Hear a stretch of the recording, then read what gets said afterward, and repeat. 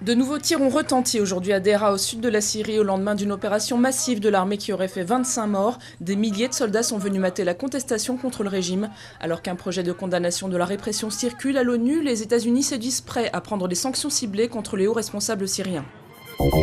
26 avril 1986, 1h23 en Ukraine, le réacteur de la centrale de Tchernobyl explose, donnant lieu à la plus grave catastrophe de l'histoire du nucléaire. 25 ans plus tard, les récents accidents de la centrale de Fukushima au Japon donnent un relief tout particulier aux commémorations.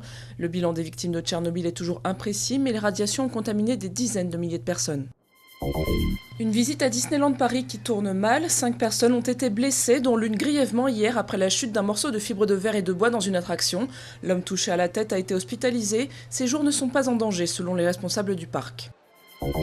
Aujourd'hui, Nicolas Sarkozy rencontre Silvio Berlusconi à Rome pour tenter d'apaiser les tensions liées au dossier des immigrés tunisiens. Parmi eux, ces jeunes hommes venus en France avec l'espoir d'y trouver une vie meilleure. Depuis 15 jours, ils sont plusieurs centaines à se retrouver chaque soir dans ce square du 19e arrondissement de Paris où des bénévoles leur distribuent un repas. Les plus chanceux sont logés par des proches. Pour d'autres, le périphérique tient lieu de toit.